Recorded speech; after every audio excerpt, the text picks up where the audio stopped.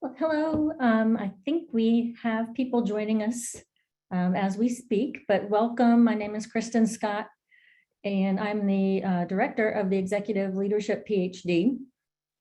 We'll go ahead and get started, and there may be a few other folks who join in the next minute or two, but thank you all for your time this evening. And again, I'm Kristen Scott. I have been at Clemson, I'm in my 15th year now, and really excited about launching this program. I'm going to turn it over to Craig Wallace, who is the Department Chair of Management, and let him introduce himself as well. All right, thanks, Kristen. Well, good evening, y'all. My name's Craig Wallace. I've been at Clemson, is going on my 3rd year. I've had a few other academic stops. I've had the pleasure of starting a few of these executive PhD programs and super excited to be diving into this one at Clemson with Kristen at the helm. You also will probably see Allie Thompson here. She is our events coordinator, all hands on deck, miracle worker, and so forth. And she's going to help us with any Q&A. We have enabled the Q&A for y'all to put questions in. And at the end of the slides and kind of the formal discussion, we'll get into questions and answers. But Allie will be monitoring the questions. And if we see something that's timely to a given slide or topic, she'll just jump in and we can address that one there. So with this, I'll throw it back to Kristen and maybe wait a few more seconds, see if anybody else can join us, and then we will get going. Thanks, Greg. So while we're waiting to see if there's anyone else, again, just to reiterate, this is the information session that we have for the Executive Leadership PhD program.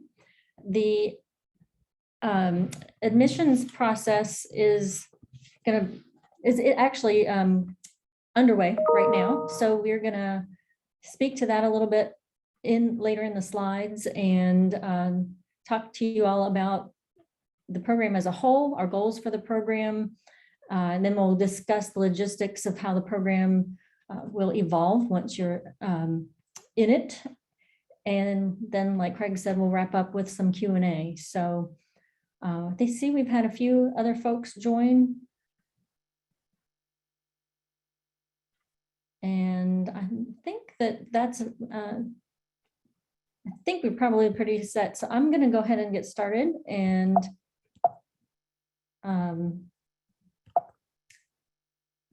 just one second. And first talk a little bit, like I mentioned, I want to give you an overview of the program and what our vision is for this. This is a full-time program with executives, so individuals with extensive leadership or managerial experience will be our target students.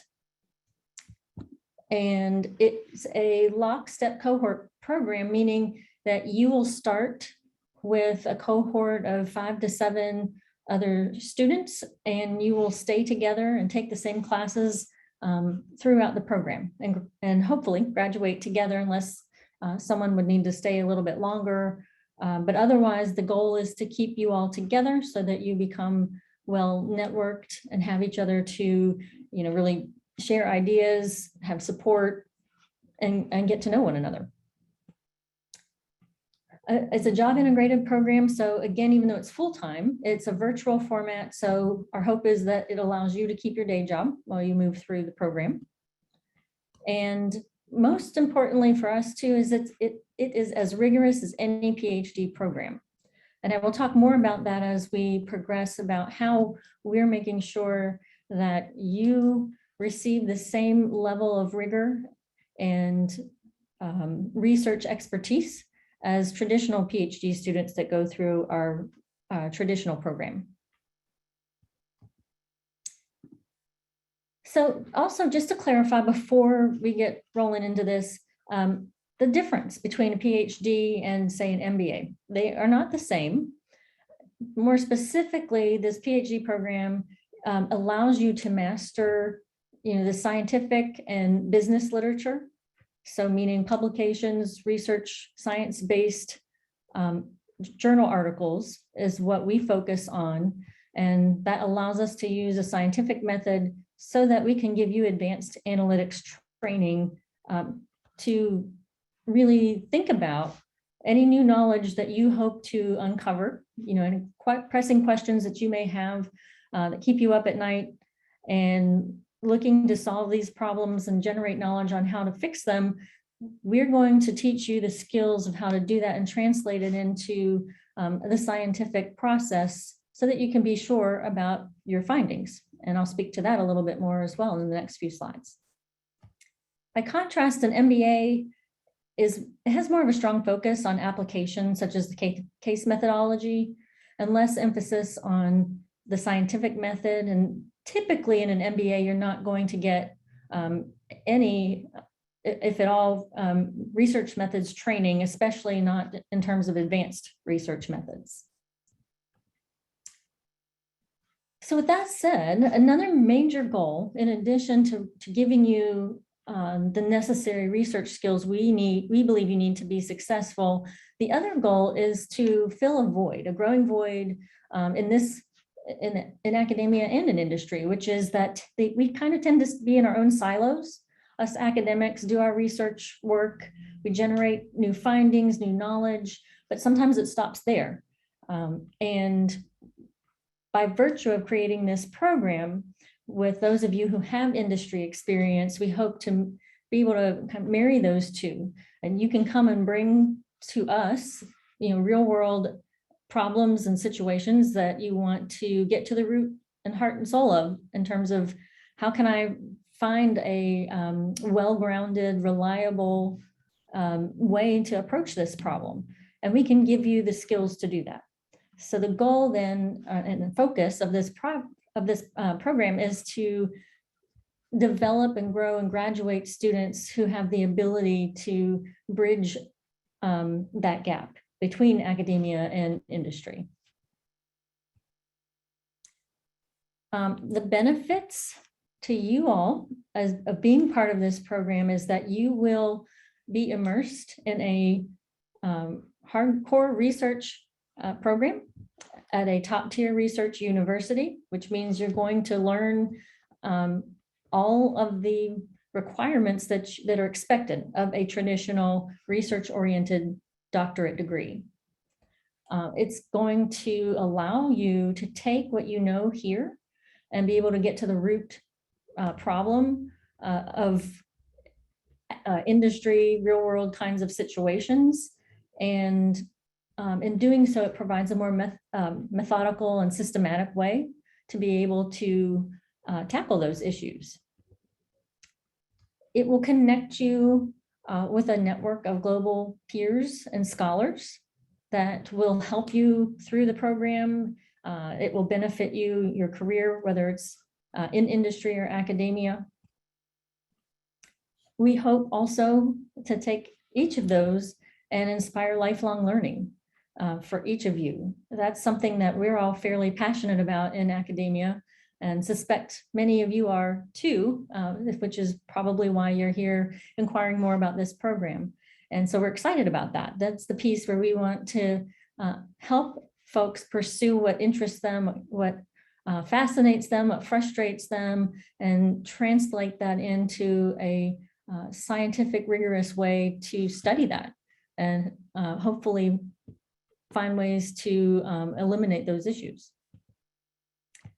And finally, when you graduate from this program, it may allow you to pivot your career into academia or into a different industry, or it's going to give you the rocket fuel to boost your career up the ladder, expand globally. It really broadens your skills and capabilities, and I think will enable you to be viewed, whether you're in academia or outside of it, as somebody who clearly has a demonstrated solid base of skills and knowledge that you're able to apply very effectively in either of those scenarios.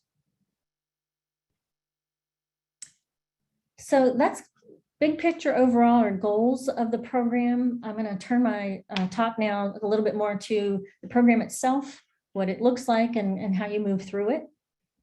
And in terms of the students, the student profile of who typically join this type of program, as I mentioned earlier, they usually have substantial leadership experience. We look at both domestic and international students. You are required to have a master's degree. And after graduation, as I mentioned, many have an interest to go into academia, and this will broaden your options to do so. Others continue to stay in industry, become promoted, and expand their skills. And as I mentioned on the previous slide too, we're also looking for students who have intellectual curiosity for generating knowledge through research. That's, I think, I'll talk more about this later, but we hope that you bring with you the things that you're passionate about, that you want to learn more about, and figure out, you know, how can I answer this question or solve this problem? And that's going to pull you through the doctoral program, the research methodology, and I think will be equally satisfying for you to be able to do so. So we're looking for folks that see this PhD as an opportunity for further exploring your passions and your intellectual curiosity, and not necessarily just checking off a box to get another degree.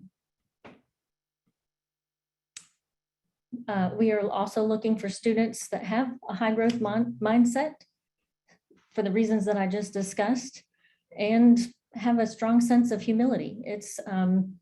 I was in corporate America before I turned around and got my PhD, and it's a different lifestyle for sure. You are now in learning mode, whereas probably many of you in your positions now are in, you know, educator mode, leadership mode, and probably initiating a lot of the activities and strategies in your organization. So to turn around and then become a member of a doctoral program, you know, you're now all of a sudden being asked to do a lot of things, a lot of reading, a lot of writing, a lot of presenting, and it helps to go in with a mindset of, I want to learn, I want to grow, and I don't know everything, especially from a research perspective. So taking these together as a whole, these are the types of students we're really hoping that apply, and who we will be looking to accept into the program. So another comment here too on the benefits of research, and it'll pave the way for talking more about why we've structured the program as we have. So when we talk about an evidence-based process for targeting industry problems, it's basically, you know, providing scientific evidence, then analyzing the evidence, engaging stakeholders, utilizing these analytical results that you've come up with to drive action. So in other words, it's a much more systematic and analytics-based way to identify and solve industry-related problems, as opposed to what the norm is when you don't have a PhD, when you've not been educated to look at problems that way. You basically end up either doing what everybody else does, or doing what you've done before, or guessing what you think is true because you have a gut feeling. So this gives us the ability to add more rigor and legitimacy to our approach. And I think that's also why we've made it a priority for this program to really emphasize the research element of the executive leadership PhD. So to enable you to accomplish that goal, in year one, you will focus on principles, which is basically allowing you to learn the different literatures within the overall broader context of leadership. So you'll be asked to read articles, learn the literature in different areas such as, you know, strategy, organizational behavior, entrepreneurship, so that you have a solid understanding and an exposure to the different subdiscipline areas of leadership. In year two, then we start to delve more into the process of how do you apply the scientific method, if you will, to your own ideas, and build on, you know, whatever you've identified at that point as your interest area, what you want to explore further, and start to make that connection of, okay, I see what has been done. Now I want to really start to do that and move my own research forward. And we start to give you the tools and skills to do that. And then finally in year 3, you actually practice this by putting together a dissertation, conducting your own research study, and creating a dissertation that will be defended with a committee of individuals, just as you would with all traditional PhD programs. And to delve into that just a little bit deeper, so in years 1 and 2, as I mentioned before, it's really the coursework where we're going to focus on the different subdiscipline areas within leadership, not just the topic areas, but also the research methods and quant side of these of the material. And then as you move a little bit farther along, you will then start to engage in a research practicum. This allows you, by that point, hopefully you've established an interest area that you feel inclined to pursue, and you'll be matched up with our expert faculty that have interests in that same area so that you can start working with them to you just really take a deep dive into that area that you're interested in and learn the methodologies and the practices for being able to conduct that research. And then finally in year 3, with most likely with that faculty member that you've been working with, if you continue to stay on that path, they typically will probably fall into helping you and advise you on your dissertation, and you'll spend that last year fine-tuning that, conducting it, collecting data, analyzing it, and then writing it up to present to those who are on your committee to be able to say, hey, look, I can do this now. So that's the sort of the steps in the process as it's been compiled from years 1 through 3. And this just gives you a little bit more insight as to how the classes are broken down to how we have, a blend of, as I mentioned before, the theory classes along with the quantitative classes. And we tend to keep that pattern with the quantitative methods classes becoming more advanced as you advance. There will be in the summer of year 1, there will be a research methods qualifying exam. And then the following summer is a comprehensive exam that surveys you on both methodology, but then on the traditional literature as well. And then after that point is when you start to focus on your dissertation and completing that last milestone of the program. And again, as I mentioned earlier, that when you're in that year 2 phase and you're learning and taking more of a deep dive into your interest area, you will then work with one of the experts in our department. We put up a few of us here as examples. And again, we're going to work with you one-on-one to help you understand what the research process will be, help you conduct a research-based project. And this will give you the basis for having the skills and understanding of what you need to do to conduct an independent dissertation.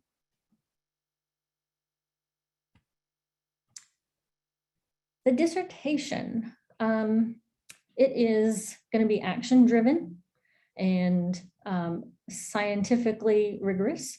It will be a document that will be original as your own ideas, your own led from beginning to end research process. So therefore, we also will be ensuring that you are able to publish this particular document. And as before, I mentioned, you're supervised by a committee. During this time, you'll continue to attend residencies so we can help you to make sure you're on a good path, answer your questions, work with you one-on-one. And it may be that your dissertation consists of small multiple studies, or it could be one comprehensive study. But that's, in years 2 and 3, working more directly with faculty one-on-one, we're able to help you to kind of narrow that down and decide what's going to be the best approach. And I think actually maybe most importantly, it's going to reflect your passion. I think that's one of the really fun, exciting, and motivating aspects of research is that you get to take those areas of interest to you or frustration or whatever it may be and figure out the root cause of problems that have been vexing you and that you're motivated to do something about to make it better. And I think that's really one of the benefits of being able to do a dissertation is it's going to let you focus pretty deeply on that area of passion that you're most interested in. So I know I've gone through a lot of information about the program. I'd like to take some questions, and I do see there's one in the Q&A. Yep, we've got one here from Rashwanda, if I said that right, apologize. What are research interests of the current faculty members? Actually, Kristen, if you go back to the practicum, there you go. Okay, so this is a little bit to give you an idea of what we study. So you can take me over here. I'm kind of a work motivation leadership person, but I study climate, personality, performance outcomes. Kristen has gotten known for abusive leadership because she's anything but that. I can tell you, but she studies that. Dr. Ingram, she's more strategic management, maybe CEO succession, lots of interesting things. We have Zeki Simzik, who's our endowed chair in strategic management, Matt Herschel in strategy. Gosh, a newer faculty. If you go down one slide, you can see her. Right here, Sharon Sheridan, she studies really cool stuff about humor in the workplace and joking and positive and negative effects of that. This is Matt Herschel here. This is Chad Navis. He's our endowed professor in entrepreneurship, does some really cool stuff along those lines. So we cover leadership with a very broad umbrella with many spokes diving down into various aspects of the weeds. So hopefully that gives you a little bit of a better idea. And you can go to the webpage and see our faculty bios that'll be teaching in this program to really dive down into their research. All right, we got another one, Nick. Program offered online or students required to be in person? Okay, so it's hybrid. This is mixed. Most of the time, you can stay wherever you are in the world, but I believe 9 times you've got to come to Clemson in a given year. These are what we call our residencies. You'll stay in Clemson. We'll have classes all day. You might have stats from 8 to 4. And then, if you're one that is looking for a drink at 4 o'clock, the bar will be open. Allie will ensure that that is open because you'll need a drink after that many hours of stats and analytics. But you have to be here 9 times in a given year. I'll take, let's see, Chuck. Traditional PhD programs, there are fellowship options with tuition. There's not merit-based for this. You can still work with financial aid office and things along those lines, but the program itself doesn't offer that like it does with the traditional. Lee, I've seen a lot of PR on the program media. How has the response been? Hey, that's a good one. Pretty good. I've been around doing these. Sometimes there is a little bit of sticker shock. I get that. That's caused some attention. And I can tell you, we've done our market study and we're right there where all the other big R1 schools are for that. But I'd say the response from the Clemson family has been fantastic. It's as much needed type of program. And we're getting, there's 14 people here and this is our early launch. We're hoping to get a few people signed up and in the program by early November, and then we'll have our big push in 2022. I'll let Kristen take Kimberly's. It's on the application and she knows it way better than me. Okay. So let's see. I have 2 here for her. One of the application questions asks for previous research experience. Is it a negative if we have none? No, it's not a negative. We actually would prefer that you have the leadership, managerial experience, industry experience, because we're bringing you to here to teach you how to do research in a rigorous way. So that is not a negative for this program. And how many students will be admitted to the program? It's going to be 5 to 7. We're maybe thinking of 7 for the first cohort, but typically it may be more along the lines of 5 or 6. And I can speak to that. Other places I've been, we've admitted lots of students. And sometimes students fall through the cracks and they're not given the attention they need for this deep dive into PhD level research. And we were very cognizant of that. And we want to be with you and get to know you very well through this whole program and afterwards. This is when you graduate, you don't just leave Clemson. You're part of the larger Clemson family. But if you're one of Kristen's students, you are now in her academic family as offspring, as we call it. And that tree continues. And she has very deep roots with who trained her up. Other questions you might have?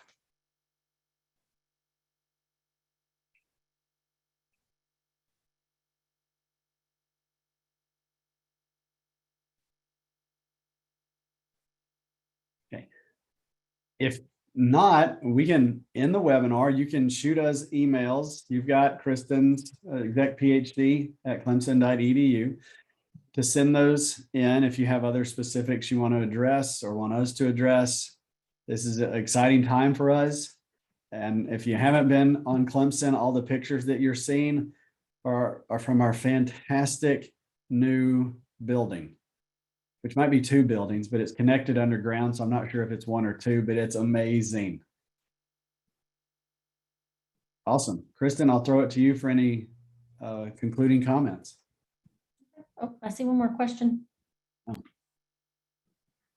Since this is a broader management program, how have you seen academic placement work for other similar programs?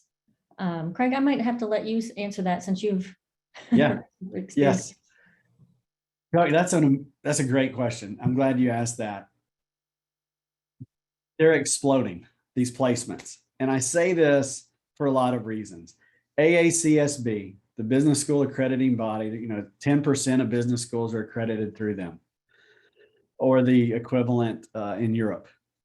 We're accredited, and graduates from this program help business schools maintain accreditation. So you're a hot commodity, as we put it.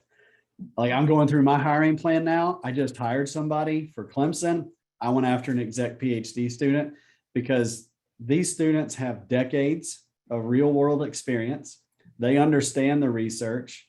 They can disseminate research and generate it.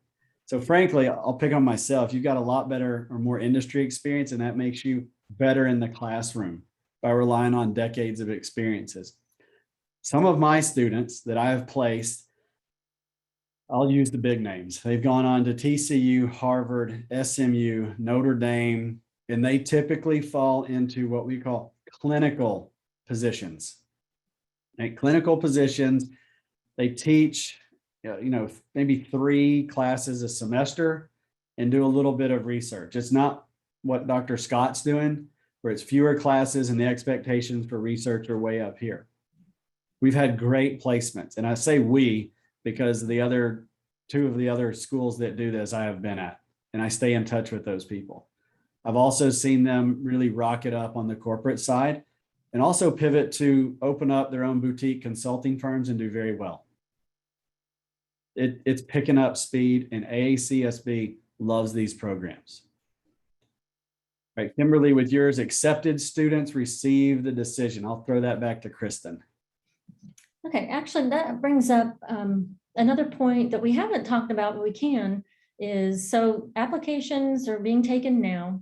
The early action or first round decisions will go out in mid-November. The application deadline is October 1st, but we have a research workshop that is a requirement of our application process.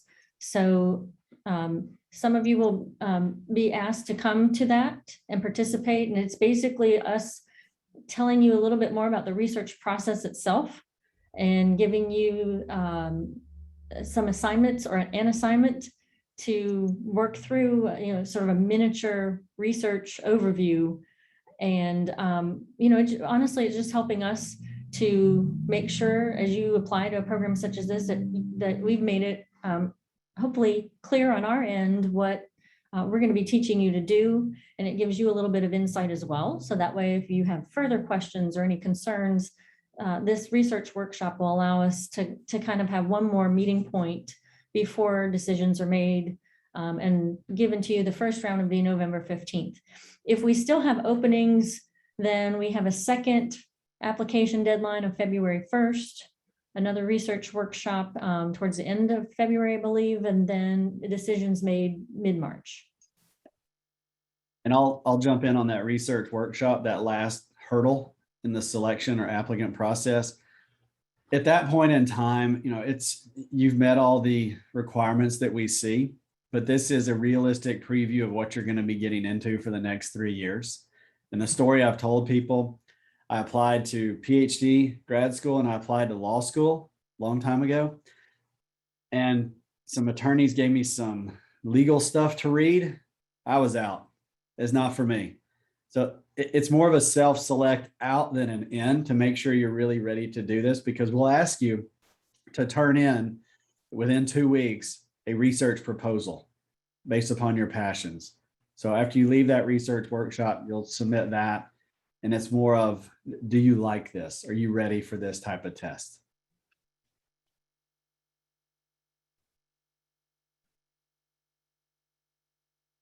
Awesome. Those were good questions.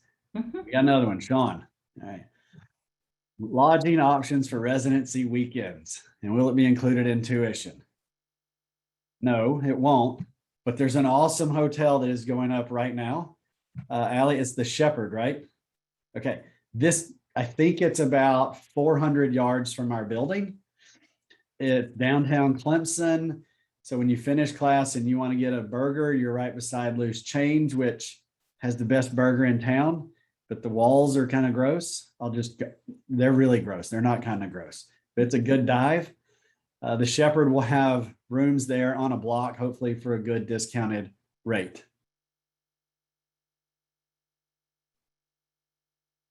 For the research workshop, though, the Shepherd is not finished yet. So it'll probably be at the Clemson Hotel Conference Center, the Madron, which is on the lake and the golf course. It's not too bad either.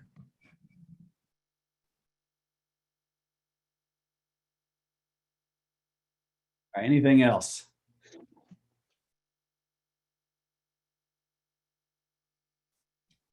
All right. Well, if there aren't any further questions, we just again want to say thank you for being here with us this evening, for taking the time and learning more about the program.